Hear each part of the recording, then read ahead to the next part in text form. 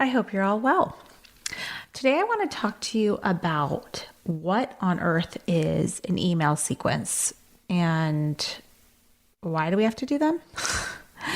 So, an email sequence, and you may have heard it be called a nurture sequence, which I personally like that name because I'll explain why more in a second, but it just feels sweeter. So, as we talked about in an earlier episode, we need to be emailing our customer base on a regular basis in order to get in front of them.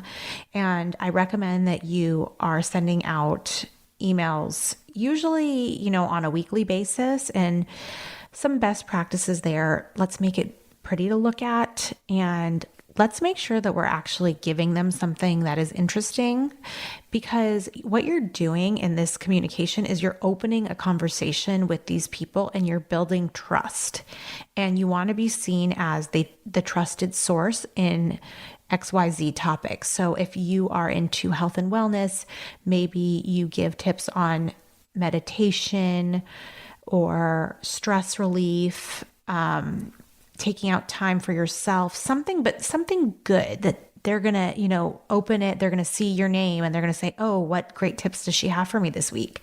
And they'll be excited to open that. So when you're using your email strategy, your email marketing strategy, make sure that you're doing it very authentically and very intentionally. And so when you're thinking about doing this, you have to actually, again, bring it back to the tech, which I know is not the sexiest thing, but it's something we do have to learn. But I want to talk to you guys about it in a way that kind of gets you excited. So basically, when you are doing your email marketing, you should be building up to something that you want to offer them eventually, for the most part. So you're going to have your weekly newsletters, but you should also be having a profitable or a profit-driven lead magnet, which is basically an opt-in or a freebie on your website that people opt in, and then you give them something for free to get them on your email list. And it should be something really good, by the way. Your lead magnet should be something that they're like, wow, if this is what I get from her for free, this is pretty impressive. Like, what else does she have, And so take the time to make a really great lead magnet and continuously push people to it. And basically, it should be profit driven in the sense of, what is the end goal here?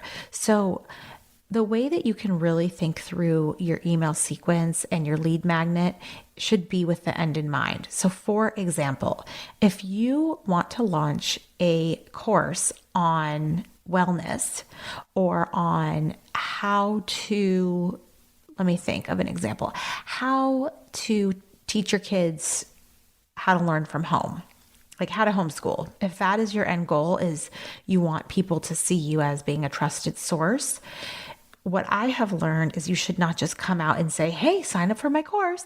People are like, who are you? Like, I don't even know you. What are your credentials? Like, what are you about? I don't know if I even like your teaching style. So you have to really build this relationship with your audience, particularly because you're not in person and they really don't know who you are many times. And even if they do know who you are, maybe this is a new venture that you're embarking on and they don't see you necessarily as an authority yet. So one of the ways to really kind of get that conversation going and get people to trust you is by delivering them free content that is very valuable in your particular area. And so when you create a lead magnet, you'll get them to sign up on your email because you're going to give them something that's pretty awesome for free. So it's worth it. Now they're on your list. And again, you've segmented them. So you're going to sell them or talk to them about what it is they care about based on the way you have tagged and segmented them in ConvertKit or MailChimp or ActiveCampaign or whatever your ESP of choice is. Flowdesk is another one, by the way. And so basically what you should do in order to create an email sequence is what I do is I actually bullet out like the 4 or 5 steps that I want to have my audience or my customer base walk through. And all of those steps should lead them to where you want them to end up, which is buying something. So if you want to start this digital course on homeschooling, you could do a free lead magnet on your website that is basically like 5 tips or 5 tools you'll need to get your homeschooling started or something. And it's like someone that's starting from scratch, they have no idea, and they're like, oh, this is amazing. Okay, I didn't know I needed these 5 things, like this set of course materials, here's my schedule. I mean, whatever the 5 things are that they definitely need. So give that to them for free. And all of a sudden they're like, okay, what else do you have? And so what you should do is you should basically say, well, now I just gave them the what. These are the 5 things they have to have, but they have no idea how to use it. So I'm going to maybe send them 2 or 3 different free how-tos on some of these things. But again, it's not really enough. So you want to kind of balance like giving them enough information without, giving away your actual course. And so what you would do is you would say email 1 would be the freebie. Email 2 is maybe a slightly deeper dive on, say, one of the tools. Email 3 is like how to schedule. And then maybe in email 4, I'll invite them to my free webinar.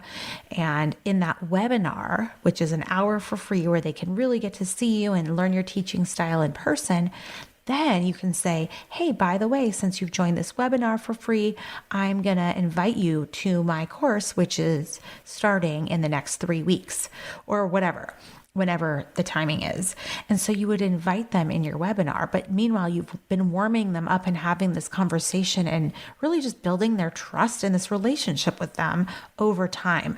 And this is something that Amy Porterfield does. And if you notice, if you go on her website, she actually doesn't let you sign up for her courses on her website. She does a totally different approach. And she does this, where she basically kind of warms you up, she gets to know you, and she sends you a lot of content. She eventually invites you to the webinar, and then she will sell you and give you her offer in that webinar. And so I just think that, having this idea of a very focused, profit-driven lead magnet, you really need to be very intentional about what you're putting up. Like, I remember some of my first few lead magnets made no sense. It was just random.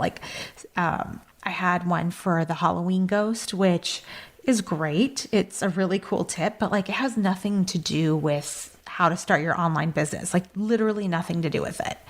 And so I took it down because I realized that is an actually amazing mom hack, but it has nothing to do with what I'm actually trying to, sell and help my customers out with. It really has nothing to do with anything. So I removed it.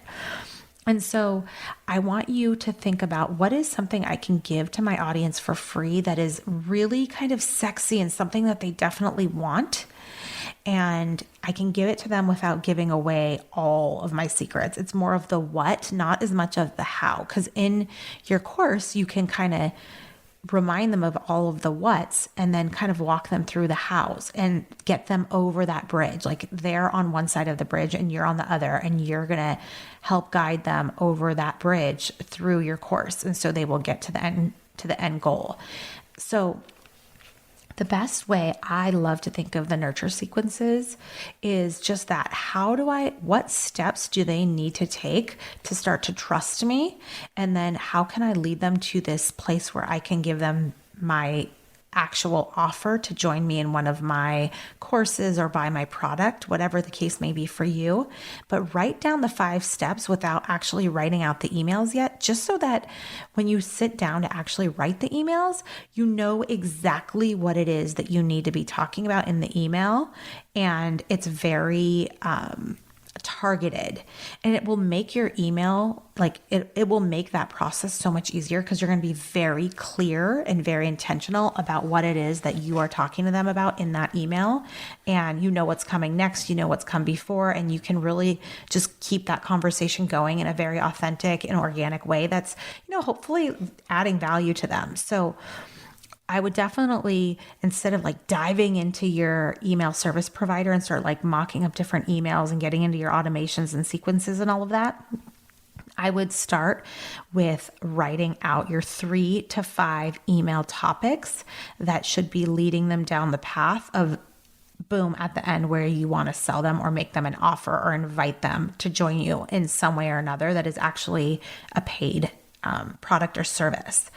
So that is my tip on how to write your first and best nurture sequence.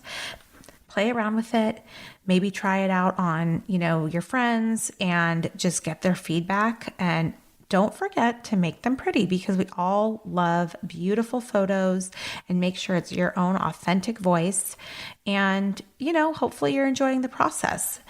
With that, you can actually check out my free nurture sequence swipe files, which is basically templates that I've crafted for you guys for free. And you can tailor it to your needs for your own product or service. It will be in the show notes. So go ahead, download those, check them out, tweak them and edit them as you see fit, and let me know how it goes. With that, have a great rest of your day. All right, that is it for today. Now, as you know, some of our best conversations actually happen after the show. So I want you to find me on Instagram at Kimberly Lovey and let me know your thoughts about today's show. You can screenshot this episode and let us know what your biggest takeaway was and tag me at Kimberly Lovey, and we can share it on our stories. I will see you again, same time, same place next week.